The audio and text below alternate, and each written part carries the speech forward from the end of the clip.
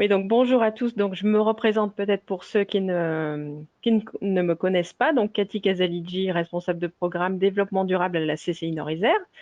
Donc je suis accompagnée de Céline qui va se présenter pour animer ce webinaire. Donc bonjour à tous, Céline Pizzimanti, conseil en performance durable à la CCI Lyon Métropole Saint-Étienne-Roanne. Donc voilà, on va aujourd'hui vous présenter un petit peu notre retour d'expérience sur la réalisation de diagnostics déchets en entreprise et essayer de vous montrer que du coup de s'occuper de ce sujet-là, eh ben, c'est aussi une clé pour économiser. Donc on va faire un petit rappel de consigne. Donc, vous avez vos micros qui sont coupés, hein, effectivement, donc vous ne pouvez pas interagir avec nous, mais vous pouvez nous faire part de vos remarques, de vos questions via le chat. Donc, n'hésitez pas à le faire au fil de l'eau, surtout s'il y a un souci de compréhension, sachant que voilà, on essaiera d'être attentif à vos questions et d'y répondre si possible au fil de l'eau. Pour les questions peut-être un peu plus compliquées, on attendra la fin du webinaire, mais voilà, on a une présentation qui est assez rapide, donc on aura le temps de répondre à vos questions. On vous enverra le support à l'issue du webinaire par mail, hein, on a vos mails, donc on vous enverra le support. Quand vous fermerez le webinaire, vous aurez également une fenêtre qui va s'afficher avec une enquête de satisfaction. Donc, on vous remercie d'y répondre. Ces 3-4 questions, c'est très rapide, mais ça nous permet voilà, d'avoir votre retour, votre feedback sur ce webinaire. C'est important pour nous. Voilà, je ne sais pas, pour les nouveaux arrivants, n'hésitez pas à nous dire si vous nous entendez bien, si vous nous voyez bien, histoire que voilà, techniquement, on sache que tout fonctionne. A priori, pour ceux qui sont déjà connectés, tout fonctionne. Donc, je pense qu'on va démarrer les 11h02.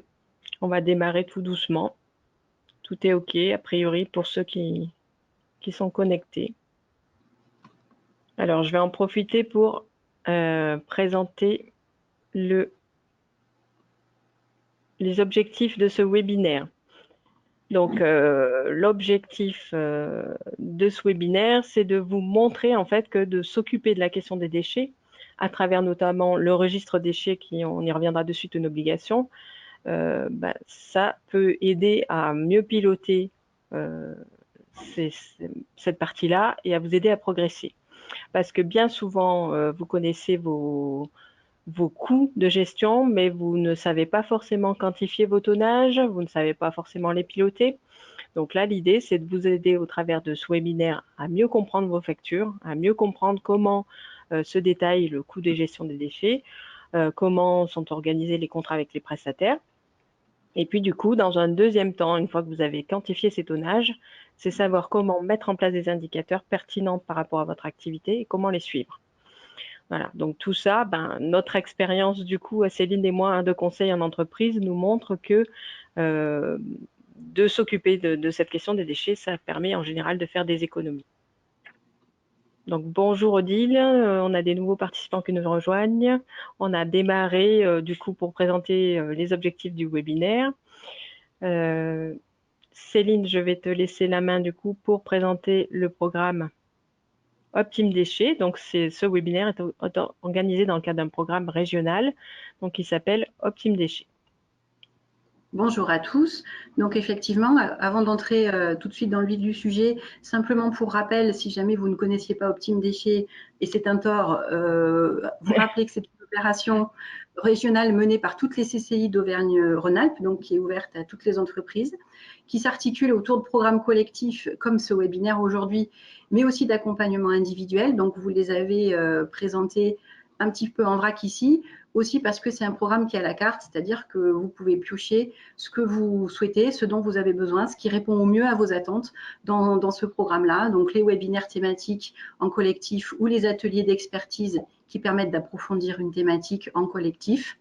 Vous avez le prédiagnostic déchets dont on va parler en particulier aujourd'hui, la possibilité pour nous de vous accompagner sur vos projets, notamment de vous aider à trouver par exemple des aides financières, et la possibilité d'être accompagné par des experts sur une à 4 demi-journées en ce qu'on appelle une journée conseil sur un thème spécifique, par exemple le coût complet des déchets ou sensibiliser ses salariés au tri. Pour les participants, parce qu'on ne les oublie pas, c'était au départ un webinaire qui était bien axé sur le défi anti-gaspi. Donc pour les entreprises qui participent à ce défi anti-gaspi depuis le 12 mars dernier, c'est tout à fait intégrant. Enfin voilà, le défi est une opération collective de cette opération Optime Déchets. Donc dans les 2 diapositives suivantes, on vous présente simplement pour rappel le programme des webinaires et des ateliers en collectif qui ont déjà eu lieu dans le cadre d'Optime Déchets. Pourquoi? Parce que notamment les webinaires, ils sont en replay sur le site de la CCI de région Auvergne-Rhône-Alpes, donc n'hésitez pas, s'il y a des thématiques qui vous intéressent, à aller les revoir, sachant qu'il y a des thèmes qui vont revenir. On a traité le coût complet, on a fait des webinaires spécifiques sur le défi. Pour parler plus particulièrement du programme 2020, on va travailler, aujourd'hui on travaille sur le pilotage. On a déjà fait un webinaire en avril sur les bordereaux de suivi de déchets. On va travailler sur le coût complet de nouveau, la responsabilité élargie des producteurs. Et ne figurent pas là, par contre, les webinaires qui sont spécifiques et réservés aux entreprises du défi, pour lesquels vous avez été informés par ailleurs, pour ceux qui sont concernés. Comme toujours, vous aurez les replays des webinaires sur le site. Voilà, n'hésitez pas à nous poser des questions dans le chat, on répondra à la fin, comme l'a indiqué Cathy, si vous avez des questions sur ce programme. Alors, pour rentrer dans le vif du sujet, on a fait un petit constat.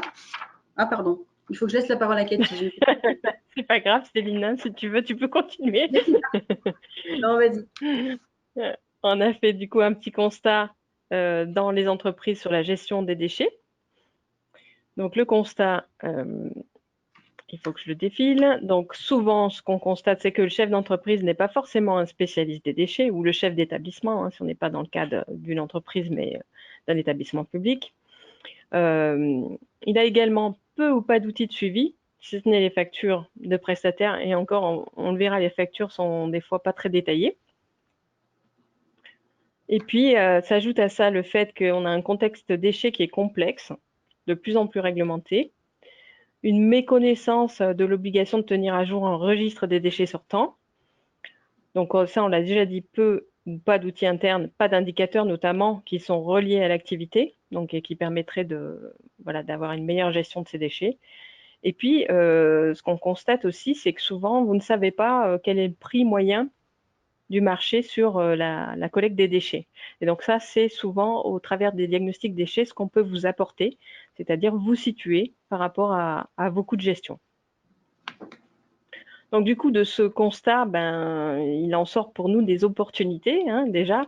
Donc des opportunités de réduire vos coûts de gestion des déchets, parce que ça, voilà, c'est un peu une règle de base. Dès qu'on s'occupe d'un sujet, en général, on arrive à mobiliser rapidement des économies. Et donc là, le retour d'expérience nous montre que c'est entre 10 et 40% d'économies sur ce poste de gestion des déchets, sachant que il y a plusieurs axes d'amélioration. On peut réduire déjà les déchets à la source, en améliorer la gestion, en améliorer les coûts, en consultant plusieurs prestataires. Donc ça, on y reviendra aussi par la suite. Ce qu'on a constaté aussi, c'est que le registre obligatoire du coup de gestion des déchets, alors ça peut paraître être une contrainte pour la plupart d'entre vous. Bon, c'est vrai que c'est pas forcément très épanouissant d'avoir à gérer un nouveau fichier Excel, mais néanmoins, ça vous permet, c'est une opportunité aussi, voilà, d'avoir une meilleure vision de la quantité de déchets que vous générez annuellement, et puis une meilleure vision aussi de ce que ça vous coûte, et du coup, ça donne tout de suite des pistes d'action que vous pourrez du coup mettre en place de manière prioritaire en fonction de ce que vous aurez décelé. Donc, je vais maintenant laisser la parole à Céline qui va du coup vous expliquer un petit peu comment construire ce registre déchets et en faire du coup un outil simple de pilotage. Donc, effectivement, on vous propose de partir de cet outil qui est un outil demandé par la réglementation. Et on va commencer par un petit sondage. Voilà, quels sont ceux d'entre vous qui disposent bien d'un registre déchets à jour? On vous laisse quelques instants pour... Donc là, je vais lancer le sondage et vous allez pouvoir voter. Hop. Voilà, donc le sondage s'affiche, vous cliquez en direct et puis le temps que vous ayez répondu, on va fermer le sondage et vous afficher du coup vos réponses. Alors, on va fermer. Est-ce que tout le monde a pu voter? Je pense que... Allez, on va dire que c'est bon. Donc là, je vais partager les résultats. Donc voilà, on voit que globalement, vous êtes une majorité, donc 50% à ne pas avoir mis en place ce registre, 40% oui, et 10% ne connaissent pas cette obligation. Alors, c'est plutôt bien. Ouais, c'est pas mal. C'est plutôt pas mal, moitié-moitié. Alors, c'est vrai que c'est rassurant parce qu'au moins, il y a peu d'entre vous qui ne connaissent pas cette obligation. On va faire quelques rappels rapides. C'est souvent effectivement un défaut dans les entreprises, surtout la mise à jour. Voilà. Donc, le registre déchets concerne tous les déchets dangereux et les déchets non dangereux sortant de l'entreprise, sauf, il y a quand même quelques exceptions, les déchets collectés par la collectivité. Donc, effectivement, si vous bénéficiez d'un ramassage une ou plusieurs fois par semaine, ça n'est pas concerné par le registre déchets. Si vous portez vos déchets en déchetterie gérée par la collectivité, ce n'est pas non plus concerné par le registre déchets. Par contre, attention, si vous portez vos déchets dans une déchetterie professionnelle, là, il faut les mettre. Donc, les déchets que vous transportez vous-même, si vous êtes une installation classée, n'ont pas l'obligation de figurer dans ce tableau. Et puis, les sous-produits animaux qui ont une traçabilité un petit peu spécifique. Donc, tous ces éléments sont fixés par l'arrêté du 29 février 2012 modifié. Donc, c'est un arrêté qui est quand même assez clair par rapport à ce qu'il faut mettre. Par rapport à la démarche qu'on vous propose aujourd'hui, moi, le conseil que je vous donnerais, c'est de mettre tous vos déchets qui sortent de chez vous dans le registre si vous en avez la possibilité, parce que ça vous permettra d'avoir une vision globale. Si vous commencez à en enlever quelques-uns, mais que vous voulez ensuite travailler, par exemple sur les DIB, vous ne connaîtrez pas vos quantités, même si elles sont ramassées par la collectivité. Et le jour où vous souhaiterez peut-être changer de prestataire ou si la collectivité change de mode de collecte, au moins vous aurez une idée soit en volume, soit en tonnage de ce que vous produisez vraiment.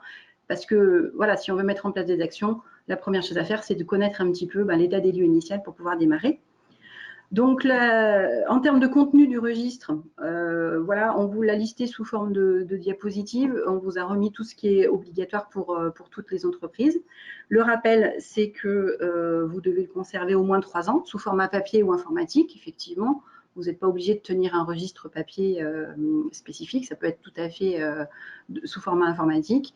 Donc, comme vous le voyez, le contenu du registre obligatoire, il concerne essentiellement les quantités, les tonnages ou les volumes, la nature du déchet bien sûr, le transport et le traitement. À aucun moment on parle de coût dans le registre et c'est là-dessus qu'au niveau du diagnostic déchets et au niveau du pilotage de la gestion de vos déchets, on va vous proposer de travailler, c'est-à-dire que vous avez la base de quantité et l'intérêt de rajouter les coûts que vous trouverez sur les factures de vos prestataires ou en lien avec la collectivité vous permettra d'avoir un outil qui est plus complet. En termes d'outils, on peut trouver tout un tas d'exemples de registres déchets. Nous, on en a. Si vous n'en avez vraiment pas, on peut vous en fournir. Du simple outil Excel que vous voyez en haut à des outils en ligne. On vous en a cité 2. On n'a pas d'action ni chez Trinov, ni chez Tenaxia, mais pour vous dire que ça existe. Les solutions en ligne, elles sont hyper complètes. Elles arrivent presque même à vous sortir les bordereaux de suivi pour ceux qui en ont le besoin. Donc, c'est quasiment de la gestion de déchets externalisée. Et puis, vous avez la solution intermédiaire qu'on va vous présenter aujourd'hui, qui est l'outil CCI, donc, comme vous le voyez, qui a été proposé par nos collègues de la CCI de l'Ain, qui permet de répondre à l'obligation du registre sous un format Excel, j'ai envie de dire de base, plutôt adaptable à toutes les entreprises, mais ensuite qui a des onglets supplémentaires qui vous permettent d'ajouter des données et vous permettront de mettre en place un pilotage déjà intéressant si vous n'avez jamais vraiment commencer à regarder par rapport à ça. Voilà, l'intérêt d'un Excel, c'est que c'est adaptable à toutes les entreprises. S'il y a des cases qui ne vous concernent pas, vous pouvez les enlever. Donc, l'avantage, c'est quand vous avez rempli votre registre déchets obligatoire de façon complète, vous connaissez à minima, mois par mois ou trimestre par trimestre ou au moins annuellement, les quantités et les types de déchets principaux que vous produisez sur le site. C'est la base de ce qu'on va vous présenter par la suite. Donc, à partir de là, une fois qu'on a rempli son tableau Excel, on va essayer de quantifier les tonnages et de les piloter. Donc, tout ce qu'on va vous montrer, les visuels notamment qu'on va vous montrer, c'est des visuels qui sortent de l'outil déchets de la CCI de l'Ain qui résultent de diagnostic déchets. C'est un outil qu'on vous laisse ensuite. Nous, on vous aidera à la prise en main et après, vous pourrez l'utiliser pour vous et le faire vivre. Donc, pour analyser les quantités de déchets, on en a déjà un petit peu parlé. Il faut vous poser la question des principaux déchets générés par l'entreprise. Comme je le disais, pour certains, vous avez des factures, pour d'autres, peut-être pas. Il va falloir creuser un petit peu ou refaire le tour des différents postes de travail. Quelle est la tendance d'une année à l'autre? Quelle est la raison? Ça vous permettra de voir les impacts des actions que vous avez déjà réalisées, sensibilisation du personnel ou tri du personnel, ou à l'inverse, les impacts de la production. A priori, plus vous produisez de déchets. Ou pas, justement. Ce sont des choses que si vous mettez jamais le nez dedans, vous ne pouvez pas forcément savoir si c'est finalement corrélé ou au contraire pas du tout.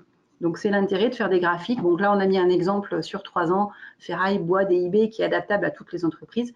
Bien sûr qu'on peut le faire sur tous les autres types de déchets qui sont produits par les entreprises. Alors, on n'est peut-être pas obligé dans ces quantités-là, rentrer dans le détail, je ne sais pas, des piles ou des aérosols qui sont peut-être produits en très petite quantité sur vos sites. Donc, ensuite, avec les analyses, vous allez faire une synthèse des quantités.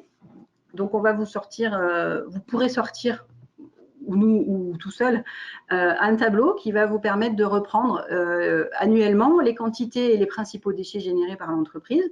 Par exemple, déchets non dangereux, carton, film plastique, ferraille, bois. Et ça vous permettra d'évaluer les enjeux, de suivre, comme noter les évaluations annuelles et, comme je le disais un petit peu avant, l'impact des actions mises en œuvre. Si on n'en a pas parlé, si vous n'avez pas vraiment les quantités, on peut les estimer. Je reprends l'exemple des déchets non dangereux repris par la collectivité. Vous ne savez pas forcément en termes de tonnage ce que vous produisez. Par contre, vous savez que vous mettez sur le bord du trottoir 2 fois par semaine 2 bacs de 750 litres qui sont pleins, ou une fois 2 bacs, une fois un seul, en fonction des jours. À partir de là, sur une année représentative de votre activité, on est capable de trouver les mètres cubes qui ont été repris par la collectivité. Et ensuite, nous, on a des ratios qui permettent d'évaluer le tonnage. Donc, c'est faisable. Après, ça ne sera pas hyper précis, mais ça sera toujours plus précis et ça vous donnera toujours une idée par rapport à ne rien avoir du tout. Voilà, c'est l'idée. Alors, la diapositive suivante, elle montre un exemple parce que je pense que c'est plus facile aussi de vous montrer voilà, à quoi on peut arriver quand on fait une synthèse des quantités. Donc, le gros camembert, c'est les déchets d'une entreprise d'agroalimentaire qui a une activité un petit peu spécifique. C'est très liquide comme production, donc c'est lourd. Voilà, pour le dire. Donc, c'est en tonnage la répartition des principaux types de déchets qui ont été produits par l'entreprise sur l'année 2018. Donc, vous avez, vous le voyez tout de suite, la prédominance des déchets alimentaires qui sont les produits en cours de production, des produits finis qui sont des produits qui sont refusés en qualité, en fait, et puis les ingrédients qui sont les ingrédients agroalimentaires qui rentrent dans la préparation. Donc, globalement, c'est très clair pour cette entreprise. Les enjeux, ils sont vraiment sur les déchets alimentaires. Vous avez quasiment 75% du tonnage des déchets produits par an, au moins sur 2018, qui était représenté par ces déchets-là. Ensuite, à côté, vous avez un peu de bois, un peu de plastique divers en PET, quelques cartons, quelques DIB, mais c'est vrai que les déchets alimentaires, en lien avec la production, c'est vraiment l'enjeu principal de l'entreprise. Et puis ensuite, la synthèse des quantités sur 2 années successives a permis de voir que avec une production qui est quasiment équivalente, puisqu'elle est à plus 1,7%, le tonnage total a beaucoup baissé. Et ça, c'est en lien avec les actions qui avaient été mises en place par l'entreprise sur les déchets non dangereux et les cartons. On le voit très bien sur le tableau. Mais par contre, il y a eu des anomalies de production, et notamment des grosses anomalies de qualité cette année-là, qui ont plombé finalement les résultats déchets en alimentaire et en plastique. Donc voilà, c'est un peu plus visuellement parlant, des exemples qui vous permettent de voir mettre sur un graphe les informations que vous pourrez ensuite aussi vous servir pour sensibiliser vos salariés ou même vos dirigeants par rapport à la mise en place d'actions sur la thématique déchets. Voilà pour cette partie-là. Ok, donc du coup, comme le disait Céline, pour arriver à ces graphes, on va se servir essentiellement de vos factures déchets quand vous en avez. Alors, je sais que voilà, parmi nos participants, certains ne font pas tous appel à des prestataires privés pour collecter les déchets et que parmi vous, il y a des personnes qui utilisent les services de la collectivité. Donc ça, Céline en a parlé. On peut quand même arriver à estimer des tonnages. Et pour la partie des coûts, il ne faut pas oublier que vous payez souvent une taxe d'enlèvement des ordures ménagères, du coup, qui sera votre facture essentielle en matière de gestion des déchets, mais qui en est une quand même, et qui peut parfois être élevée. Donc, sur les factures, on va essayer de détailler, du coup, ça va nous permettre de recueillir des informations, à savoir les dates d'enlèvement des déchets, effectivement, qui sont renseignées dans le registre, la nature des déchets, mais également les tonnages ou les volumes par déchet, quelquefois le volume de la benne, avec les tonnages du coup qui sont collectés dedans, les coûts de location, les coûts d'enlèvement et les coûts de traitement. Donc ça, on va y revenir. Mais voilà, c'est 3 parties des coûts de déchets qu'il est important de détailler parce que ça permet d'affiner du coup la gestion et de voir comment ça se passe chez vous. Alors du coup, si on regarde ce que ça peut donner là sur notre outil de diagnostic une fois qu'on a renseigné les dépenses. Donc, c'est-à-dire que pour chaque déchet, on va renseigner les coûts de location, les coûts de transport, les coûts de traitement.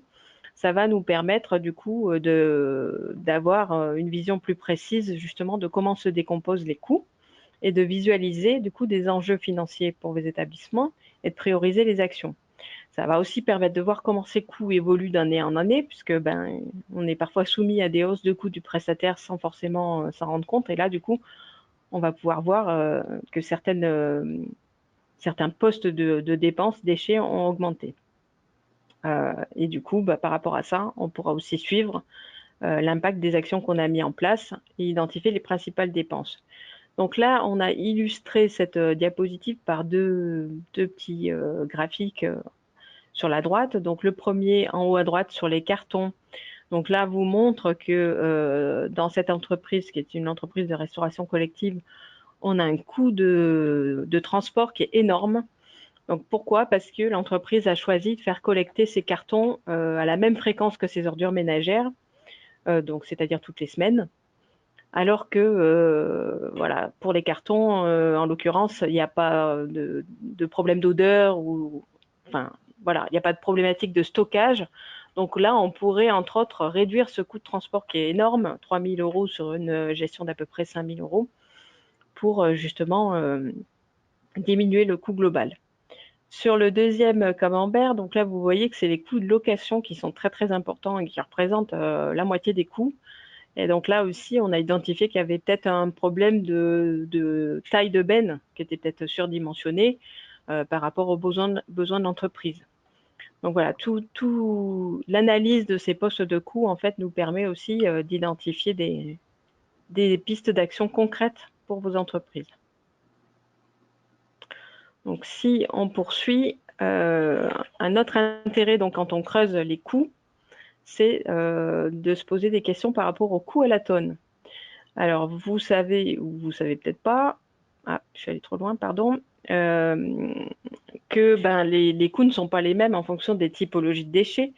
Évidemment, quand on traite du déchet, ce qu'on appelle du déchet industriel banal, donc qui peut s'assimiler à de l'ordure ménagère, c'est en général moins coûteux que quand on va éliminer un déchet dangereux, donc un déchet de peinture ou voilà, un déchet un peu plus spécifique. Donc là, il est intéressant, avec cette analyse des coûts, de calculer pour chaque déchet un coût à la tonne. Donc là, voilà, on a un exemple de graphe sur votre droite. Donc pour différents types de déchets, le coût à la tonne, on voit bien qu'il n'est pas le même en fonction donc du coup qu'on a du DIB ou qu'on a du bois. Et on voit même là sur la ferraille en haut que du coup, c'est un déchet qui est en négatif, donc qui rapporte de l'argent. Donc voilà, on y reviendra, mais c'est intéressant d'avoir cette analyse-là parce que du coup, on peut vous situer aussi par rapport à un coût de marché et vous dire, là, vous avez un coût qui est drôlement élevé par rapport au coût moyen, ou au contraire, vous avez un coût qui est plutôt très raisonnable. Donc, continuez avec ce prestataire. Donc voilà, ça peut vous donner aussi une idée qui est intéressante, et souvent, vous n'avez pas forcément cette vision-là. On en a parlé un tout petit peu, il peut y avoir aussi dans les postes de coûts intégrés de la revente de déchets. Alors ça peut être le cas pour les cartons, même si aujourd'hui ils sont rachetés quand même à un coût qui est plutôt faible. Ça peut être le cas pour la ferraille, ça peut être le cas pour des plastiques dans certains cas. Du coup, c'est à intégrer, ces recettes sont intégrées également dans votre coût global, parce que ça vous fera un coût résiduel de gestion de vos déchets. Voilà, voilà, il n'y a plus rien. Là, c'est bon. C'est bon? Bon, parfait. Voilà, du coup, la revente d'un déchet n'est jamais rentable. Il ne faut pas considérer que, même si on revend un déchet, que c'est un poste de gain pour l'entreprise. Sachant que souvent, ce que vous voyez, c'est la partie coût de gestion, donc coût de collecte, coût du prestataire, ou éventuellement taxe d'enlèvement des ordures ménagères, mais que la gestion d'un déchet au global, c'est beaucoup plus large que ça. Si on prend en compte l'achat de la matière, la transformation de cette matière, parfois l'utilisation d'énergie pour transformer cette matière, vos salariés qui vont également manipuler cette matière. Donc, tout ça ajouté, en fait, on appelle ça le coût complet des déchets. Et l'ADEME estime que ce coût complet des déchets, il est en général 3 à 180 fois plus important que le coût de gestion. Donc, le coût de gestion, c'est vos factures. D'où l'intérêt de se préoccuper des déchets et puis d'essayer de les réduire aussi à la source. Et pour illustrer encore le fait qu'un déchet n'est jamais rentable, donc le meilleur déchet, j'aime bien dire, c'est celui qu'on ne produit pas. Un petit exemple de graphe d'une entreprise donc là, qui travaille dans le secteur du bois, donc une menuiserie. Si on regarde son coût du bois à l'achat, donc elle le paye environ 900 € la tonne. Effectivement, quand elle élimine les déchets de bois, elle se le fait racheter, mais elle se fait racheter 45 € la tonne. Donc, vous voyez, entre 45 € la tonne à la reprise et 900 € en matière première, on a quand même 95% de perte de valeur. Donc, c'est pour ça que, voilà, je tiens à insister sur le fait qu'un déchet, c'est jamais rentable. Et donc, pour illustrer encore un petit peu plus cette notion-là, dans le cadre du diagnostic déchet, si vous le souhaitez, on peut aller un peu plus loin et essayer d'évaluer le coût complet d'un déchet. Donc, cet exemple-là, il est issu d'un diagnostic dans une imprimerie. Donc, on parle de papier. Donc, comment on calcule ça? L'entreprise, elle achète annuellement 185 tonnes de papier à environ 800 € la tonne, et elle en met en déchets 27 tonnes par an. Donc, on a un taux de perte estimé grossièrement à 14,4%. Et on applique ce taux de perte finalement à tout ce qui est entré dans la fabrication du produit pour finir finalement dans la benne à déchets avec le papier. Le papier, il a été transporté, il a été découpé, donc il y a un peu de main-d'œuvre. Il est passé sur les machines, donc il y a un petit peu d'énergie.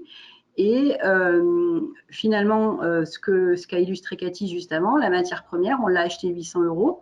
Alors cette entreprise, par contre, en gestion de déchets, elle était plutôt performante puisqu'elle avait un coût de gestion à la tonne de 3 €. C'est-à-dire qu'en gros, son coût de rachat du papier couvrait quasiment la location de benne et le transport. Donc ce sont les coûts recalculés avec le taux de perte de 14% appliqué qui permettent finalement de montrer à cette entreprise qu'en 2019, le coût finalement complet de son déchet de papier, il est de 40 000 €, soit 5% de son chiffre d'affaires.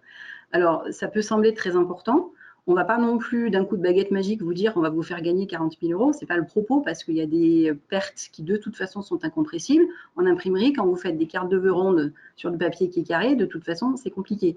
Mais par contre, on peut l'optimiser. Pour exemple, cette entreprise, en 2018, elle avait un taux de perte de 7,6% parce qu'elle avait, dans son activité, produit moins de tonnage de déchets. Et bien, si elle avait maintenu finalement en 2019 ce taux de perte à 7,6, qui est donc un taux qu'elle est en capacité d'atteindre, le coût complet, il n'aurait pas été de 40 000 €, il aurait été de 21 600. Et donc seulement, entre guillemets, 2,6% de son chiffre d'affaires.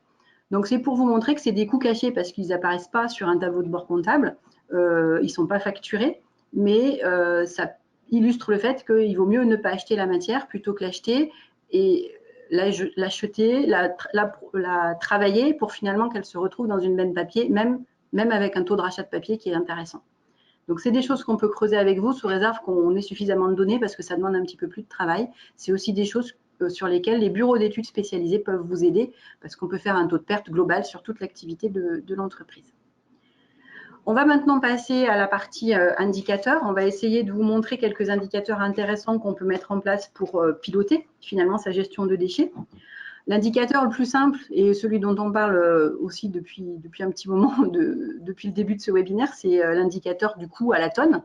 C'est le minimum, mais c'est celui qui permet quand même de faire quand même pas mal de choses. Ça vous permet de comparer finalement vos performances en fait déchet par déchet. Est-ce que c'est le DIB qui vous coûte le plus cher ou au contraire les cartons ou le plastique? Donc, quels sont les déchets les plus coûteux? Ça vous permet de chiffrer le gain financier si vous réduisez vos tonnages de déchets, surtout ou partie des déchets produits. Et ça vous permet, comme le disait Cathy, de se comparer à d'autres données et à d'autres entreprises qui sont dans le même secteur d'activité que vous. Et puis, si vous voulez aller voir un prestataire ou changer votre prestataire, vous avez au moins des données pour vous comparer. Et enfin, ça vous permet d'évaluer l'impact d'actions d'optimisation. Donc, on vous a mis des exemples, soit toujours sous forme de tableau, soit sous forme d'histogramme. Là, clairement, on voit pour l'histogramme qui est en bas à droite qu'il y a eu une dérive en 2017-2018. Alors, c'est un coût global sur un tonnage global. Il y a certainement un impact de déchets dangereux ou un déchet spécifique qui a été éliminé cette année-là pour que l'indicateur soit, comment dire, aussi différent des 2 autres années. Mais voilà, c'est un indicateur et après, on arrive à l'expliquer, à creuser avec les données qu'on a. Donc, on vous a mis après un exemple de comparatif d'indicateurs qu'on peut trouver sur des déchets non dangereux. Donc, ça, c'est plutôt une entreprise de mécanique qui avait 2 sites et on a comparé les déchets non dangereux sur 2018 et 2019. Donc, ce tableau nous permet de voir 2 choses. Déjà, la densité. Alors, c'est un indicateur dont on a peu parlé, mais la densité des bennes de l'entreprise lorsqu'elles repartent chez le prestataire est bien très inférieure à la moyenne qu'on observe au niveau de l'ADEME et au niveau de tout l'expérience qu'on a pu retrouver en entreprise. Donc, on va leur conseiller de travailler sur la densité de bennes parce que ça veut dire quoi? Ça veut dire que les bennes, elles partent peut-être régulièrement tous les mois, mais moitié vide ou avec 25% de libre dans la benne. Et puis là, vous le voyez aussi, on a comparé les coûts de gestion de DIB sur les 2 sites, sur les 2 années. Nous, on a une moyenne à 170 qui est peut-être plutôt proche de 200 € la tonne maintenant. Mais là, avec des montants en 2019 à 375 et 291, sans toucher à la production, sans diminuer d'1 kilo le tonnage de déchets, simplement en révisant les contrats, on peut arriver à faire des économies. Voilà. Donc, c'est ce que permettent ces indicateurs. Alors, pour poursuivre sur d'autres types d'indicateurs, on peut aussi, d'ailleurs c'est intéressant de le faire, mettre en place des indicateurs en fonction de l'activité. Parce qu'effectivement, si vous suivez vos déchets d'une année sur l'autre, mais que vous ne comparez pas ça à votre activité, ça peut être parfois trompeur. Donc, corréler une quantité de déchets à un niveau d'activité, c'est toujours intéressant. Donc là, bien sûr, à adapter en fonction de votre activité. Si on est dans l'industrie agroalimentaire, on va plutôt regarder peut-être un tonnage de produits. Si on est dans la restauration, on va regarder un nombre de repas. Enfin voilà, du coup, tout ça est vraiment, peut être adapté à votre activité. Et ça va à la fois permettre d'évaluer la performance de la gestion de vos déchets, mais également la performance de vos process et voir s'il n'y a pas trop de dérives en termes de production de déchets. Donc là, on vous a remis un petit exemple, toujours sur une menuiserie, donc où on a pu calculer le nombre de kilos de déchets produits par menuiserie fabriquée. Donc là, vous voyez qu'il y a de gros écarts aussi entre les années 2018-2019 et 2017-2018. Donc là, en l'occurrence, je crois que l'entreprise avait fait des travaux et du coup a eu des déchets supplémentaires. Mais vous voyez, ça impacte quand même fortement les indicateurs. Pareil sur un nombre de kilos de déchets produits par jour de travail. Donc ça, voilà, c'est un autre indicateur. Après, il faut choisir en fonction de vos activités, de vos fonctionnements, ce qui est le plus pertinent. Mais du coup, de se comparer d'une année sur l'autre, c'est également intéressant. Et de corréler ça à l'activité, c'est aussi très, très pertinent. Alors, sur la diapo suivante, donc là, c'est Céline qui reprend la main sur se servir de ces éléments pour optimiser la gestion des déchets. Donc voilà, l'objectif en fait, c'est vraiment de mettre en place des actions de gestion pour améliorer les coûts et les tonnages de déchets. Enfin, c'est un petit peu ce qu'on cherche. Donc vous avez travaillé sur les tonnages, vous avez travaillé sur les coûts, vous avez travaillé sur les indicateurs. Maintenant, on va essayer de monter un plan d'action avec tout ça. Ce dont on n'a pas parlé, ou pas trop, c'est qu'avant de mettre en place un plan d'action, il faut aller sur le terrain, c'est-à-dire prendre des photos. On a parlé tout à l'heure d'un défaut de densité de benne théorique qu'on a vu dans le tableau. S'il y a un défaut de densité, c'est que la benne elle part à vide. Il y a sûrement une explication. Donc, est-ce qu'il ne faut pas surveiller la benne ou vérifier avant qu'elle parte qu'elle est bien remplie? On a aussi des soucis parfois de tri, parce que si on retrouve du carton dans le DIB alors qu'à côté il y a une benne carton, bah, c'est dommage. Et il faut donc aller voir, il faut faire des photos, il faut poser la question aux salariés qui sont présents sur les postes de travail, parce que s'ils font mal le tri, il y a peut-être une raison, ils n'ont peut-être pas le temps, ils n'ont peut-être pas les bons outils de travail qui leur permettraient de le faire mieux que ça. Et ça vous permettra aussi d'améliorer vos indicateurs par rapport à ça. Et on aboutit, alors au niveau du diagnostic, nous on peut vous aider à construire un plan d'action. Donc on vous a mis un exemple sur la diapositive suivante qui reprend un petit peu, alors il est peu visible, mais quand vous aurez le support, vous pourrez le voir mieux en détail, qui reprend un petit peu les exemples qu'on a vus tout à l'heure. Donc notamment l'exemple par rapport au fait que les tarifs de reprise, c'était mon entreprise là en 2019 qui avait des tarifs à 375 et 291 € par tonne par an. Sur l'année 2019, donc sur CDIB. Donc, comme je vous le disais, simplement en essayant de renégocier à 200 € la tonne, on peut gagner 2000 € sur l'année, sans avoir réduit d'1 kilo le tonnage de DIB qui est mis dans la benne et sans avoir du tout touché donc à la production. Même chose pour les densités. Si elle avait des densités, si vous vous souvenez, qui étaient très faibles, si elle multiplie les densités par 2, ça veut dire finalement diviser le nombre de rotations de benne par 2 également. À 150 € l'enlèvement, bah finalement, si vous en gagnez 7 dans l'année, vous gagnez à peu près 1000, même un peu plus de 1000 €. Voilà, donc c'est des choses qu'on arrive à chiffrer. Encore une fois, ce n'est pas hyper précis. On peut aller vraiment dans le détail en fonction des données qu'on a, mais ça donne quand même une idée. C'est finalement des économies que vous pouvez mettre ailleurs pour équiper les postes de travail ou pour acheter des poubelles de tri, par exemple. On a fait, par exemple, sur ce plan d'action aussi, on a mis une action sur le coût complet parce que c'est une entreprise pour laquelle l'activité s'y prête bien. Alors, ça, c'est difficile à chiffrer, notamment s'il y a besoin de faire intervenir un bureau d'études spécialisé qui vous aide à le calculer. Mais c'est des actions sur lesquelles on peut vous accompagner en termes d'accompagnement de projet, comme je le disais au début. Et puis, c'est une entreprise qui n'avait pas du tout d'indicateurs rapportés à la production. Donc, pour nous, ça paraît vraiment important de le mettre parce que, alors vous l'avez peut-être pas vu ou c'était trop rapide, mais il y avait des gros écarts dans les tonnages de DIB d'une année sur l'autre. Et en fait, on ne savait pas si c'était vraiment lié à la production ou si, par exemple, une année, il y avait eu, comme le disait Cathy, des travaux qui avaient finalement pollué un petit peu les indicateurs. Bon, puis la dernière ligne, c'est un petit peu pour l'anecdote, c'était une entreprise dont le registre déchets n'était pas à jour. Donc, même si le diagnostic déchets, l'objectif, c'est pas de faire du réglementaire, quand on voit des choses comme ça, on vous le dit. Après, nous, on n'est pas la police de l'environnement non plus. Mais voilà, c'est aussi, vous l'avez compris, le départ de toute cette démarche de pilotage. Et finalement, ça permet de répondre à une obligation réglementaire et de mettre en place une démarche un peu plus suivie dans votre entreprise.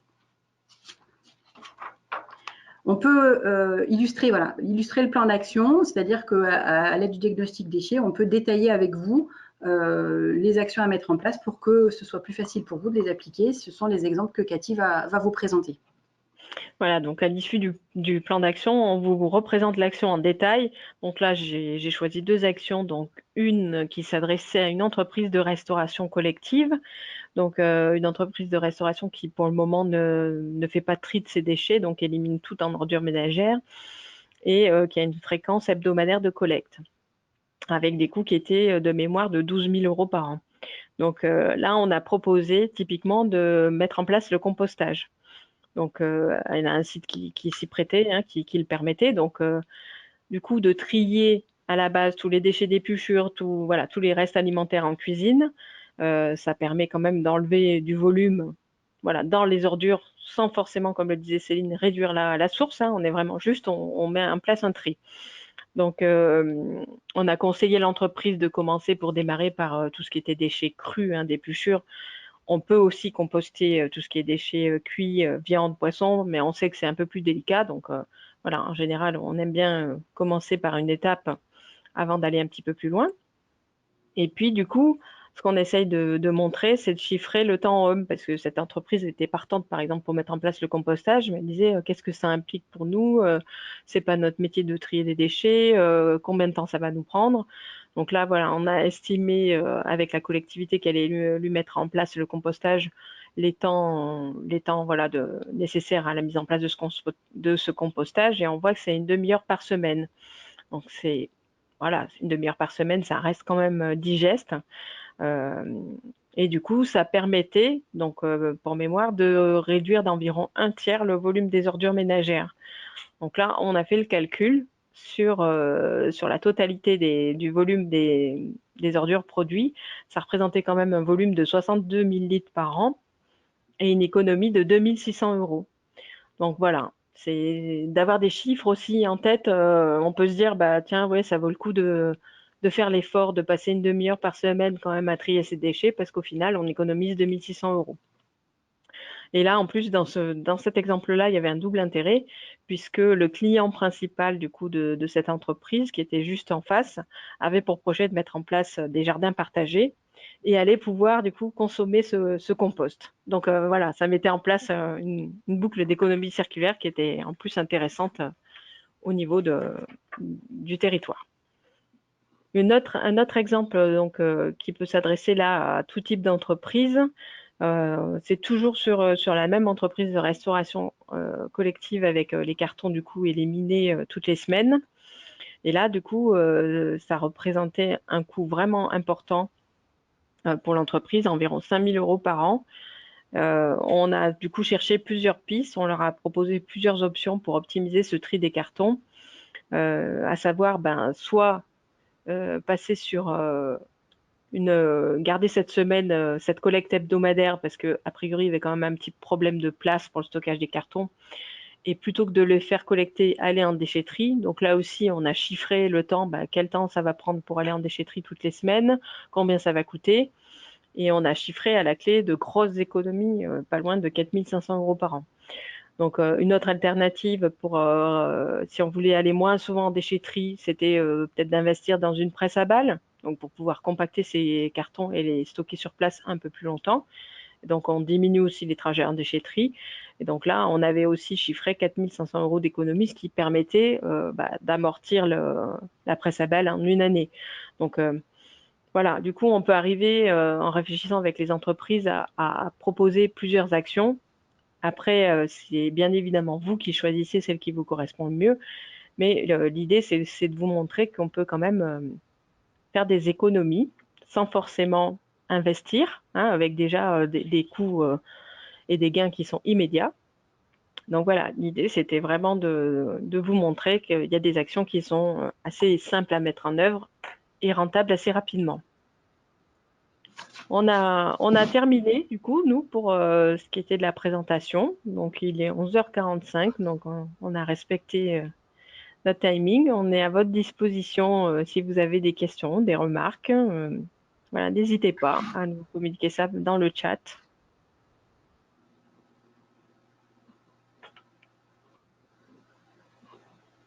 Il n'y a pas... Alors, j'ai une main levée, mais pas forcément de questions. Alors, dans les deux exemples présentés, donc une question d'Odile. Est-ce que les économies proposées prennent en compte les coûts de main-d'œuvre? Mais nous pourrons en parler après si c'est plus simple. Alors, on n'a pas forcément intégré les coûts de main-d'œuvre, mais plutôt le temps passé. Donc après, à partir du temps, c'est quand même facile de calculer un coût de main-d'œuvre pour l'entreprise, ouais, en effet. Donc si c'est quand même des choses qu'on essaye de chiffrer. En général, je ne sais pas si Céline, tu as un complément d'infos.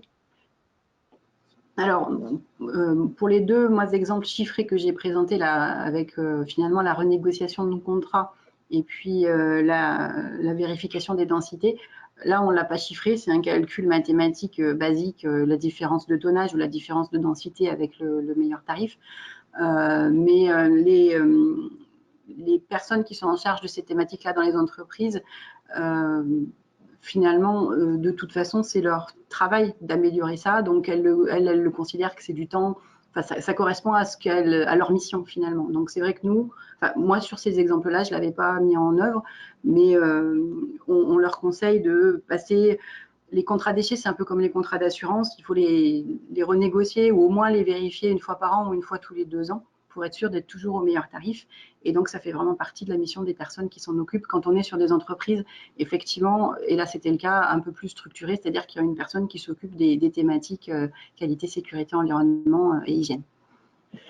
Alors, une autre question de Céline. Avez-vous une liste de recycleurs spécialisés par type de déchets? Alors, on n'a pas forcément de liste préétablie, mais en général, on connaît les prestataires déchets qui sont sur vos territoires, donc on peut vous en recommander 2 ou 3 pour que vous puissiez les consulter. On a aussi un outil régional qui est sur Syndra, donc l'Observatoire des déchets. Donc ça, on pourra vous transmettre le lien dans le mail, qui permet de rechercher par type de déchets les prestataires déchets dans un rayon kilométrique autour de votre territoire. Donc ça peut être aussi une source intéressante. Alors, on a d'autres questions qui arrivent.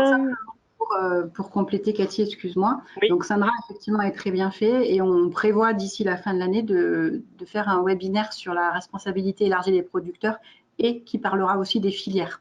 Donc, je pense qu'on pourra détailler un petit peu plus le programme ou les possibilités offertes par l'outil Sandra à ce moment-là. Oui. Une question de Denis. Combien de temps faut-il prévoir pour faire un diag déchet? Est-ce que c'est payant? Merci Denis pour cette question. En effet, le diagnostic déchet, bien c'est, on va dire, 2 à 3 heures sur votre site. 3 heures, c'est vraiment si c'est un gros site. Une analyse de vos factures. Donc voilà, ce qui va être important, c'est de pouvoir collecter vos factures. Et dans un deuxième temps, une restitution d'environ 1 heure. Donc voilà, c'est pas énormément de temps et c'est gratuit car cofinancé par nos partenaires, donc que sont l'ADEME et la région. Une autre question de Didier. Qu'est-ce qu'on peut mettre en place pour la filière pain à l'hôpital? Eh bien, filière pain, du coup, alors là, c'est peut-être un peu plus compliqué avec les critères sanitaires, surtout que le pain, ça se composte pas forcément, pour le coup. On a vu des exemples dans l'alimentation où le pain est recyclé dans la brasserie.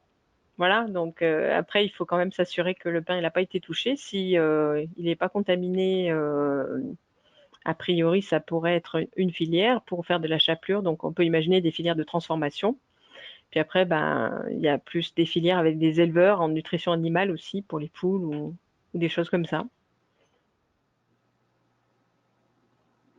Je sais pas si tu vois d'autres choses, Céline. Très bien. Et l'idée après, c'est peut-être de travailler justement sur réduire à la source ces déchets de pain. Ça peut être vraiment une action intéressante. Je sais, enfin, je prends un exemple qui n'est pas forcément adapté à l'hôpital, mais qui était plus un exemple pour des écoles avec ce qu'on appelle un gâchimètre, où du coup, il y a un récipient transparent qui montre le volume de pain jeté, par exemple, en fin de service. Bah voilà, là, ça peut être aussi une solution pour sensibiliser déjà en amont et puis faire en sorte que le pain il soit réduit à la source. Alors moi, je connais peu cette filière, mais par contre, s'il y a un vrai enjeu pour l'entreprise, c'est des choses qu'on peut peut-être accompagner en journée conseil avec un prestataire spécialisé, sous réserve qu'on en trouve un qui ait voilà, une expérience ou une expertise sur ce point particulier-là, parce qu'effectivement, c'est quand même assez pointu. Oui. Une autre personne alors. Le travail de recherche, donc c'est une remarque de Céline, le travail de recherche des filières spécialisées fait partie des coûts de gestion et est conséquent. Oui, c'est vrai que c'est ce qu'on disait au démarrage.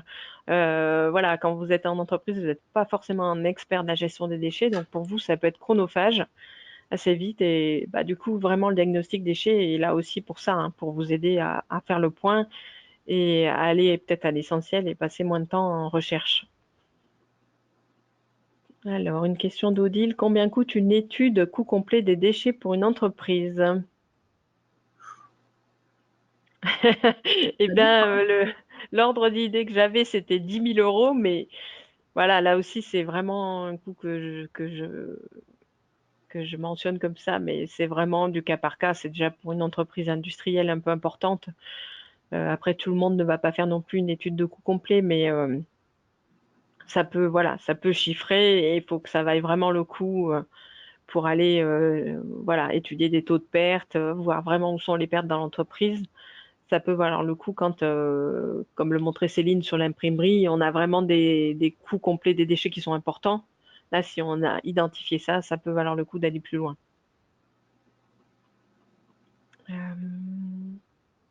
Donc, une question de Sandra. Dans une collectivité territoriale, faut-il un registre déchets par site? Donc, EHPAD, école, piscine. Alors, pour le coup, je pense pas que ce soit une obligation pour ce type d'établissement. Non, j'ai un doute sur les exemptions. Les particuliers sont exemptés du registre déchets. Mm. Collectivité, faut que je vérifie. Mais Et pareil pour l'EHPAD, après, si c'est une structure qui est rattachée à un établissement public ou néanmoins, enfin voilà, si vous avez des collectes de déchets avec des prestataires, ça peut vraiment être intéressant de le faire. Alors, pas sous l'angle du coup obligatoire registre, mais sous l'angle plus mettre en place un outil de pilotage des déchets. Et donc, bah, une question de Daniel qui va peut-être rejoindre la précédente. Quel est l'intérêt de mettre en place un registre déchets lorsque les déchets sont revalorisés par la méthanisation et surtout collectés par la collectivité? Ben, l'intérêt, c'est ce qu'on disait, c'est vraiment plutôt de maîtriser ces gisements de déchets et voir comment ils évoluent, s'il n'y a pas de dérive de production. Parce que c'est pas parce qu'ils sont méthanisés que ça n'a pas un coût aussi voilà, de gestion avec tout ce qui est manutention, la collecte. Et si on peut éviter de générer ces déchets en amont, c'est peut-être quand même aussi une économie pour tout le monde.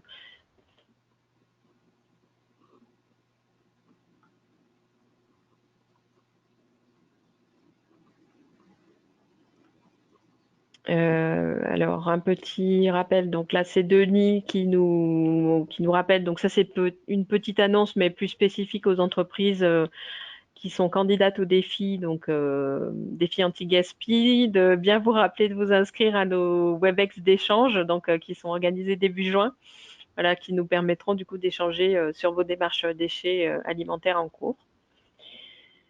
Et puis, on a encore une question donc, de Didier. A-t-on le droit de mettre en place un composteur au sein d'un hôpital? Eh bien, du moment que c'est sur votre site en extérieur, je ne vois pas ce qui l'empêcherait. Moi, je pense que c'est possible, c'est tout à fait possible. Je ne sais pas, Céline, ce que tu en penses. j'ai pas d'expérience par rapport à ça, mais moi, je suis un peu d'accord avec toi. C'est comme, enfin, il doit bien y avoir des bennes déchets dans les hôpitaux qui sont dans des zones qui sont spécifiques, voilà, pas en lien avec les zones propres, je veux dire. Donc, à mon avis, c'est faisable. Après, on pourra le vérifier de façon plus formelle si vous le souhaitez, pour être sûr. Oui, oui, sachant que du coup, ce qui sera un point de vigilance, ça sera surtout comment vous allez vous approvisionner ce composteur depuis votre cuisine et faire en sorte effectivement que les flux respectent bien les règles d'hygiène. Je pense que c'est vraiment là le point de vigilance. Mais après, sur le fait même d'avoir un composteur, moi, je vois pas de contraintes réglementaires qui l'empêcheraient en tout cas. Bah, écoutez, il est 11h55, je n'ai plus de questions, donc n'hésitez pas. Voilà, on a encore quelques minutes hein, si vous le souhaitez, si vous voulez avoir des précisions. Sinon, ben, en tout cas, on vous remercie hein, d'avoir été tous présents, d'être restés jusqu'au bout. Voilà, peut-être simplement dire que le diagnostic déchets peut permettre aussi de faire un état des lieux et de se rendre compte que votre gestion de déchets, finalement, elle est très bien. Finalement, vous avez les bonnes filières. Finalement, vos tarifs, ils sont dans les fourchettes qu'on connaît. Et peut-être il n'y aura pas d'action immédiate qu'on va sortir, mais ça, voilà, à un instant T, vous aurez finalement fait une revue de votre gestion des déchets et vous pourrez dire oui, ben là, cette année où, depuis tout ce qu'on fait, finalement, c'est tout à fait correct. On ne prétend pas non plus révolutionner la gestion de déchets dans les entreprises, mais voilà, l'objectif, c'est aussi de vous faire partager et de vous faire bénéficier de l'expérience qu'on peut acquérir en faisant des diagnostics dans d'autres entreprises du même secteur d'activité que vous ou pas.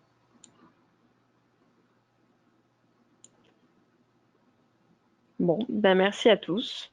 A priori, voilà, on a des remerciements, Céline, hein, pour la présentation qui était complète et intéressante. Donc, écoutez, tant mieux si ça vous a donné envie.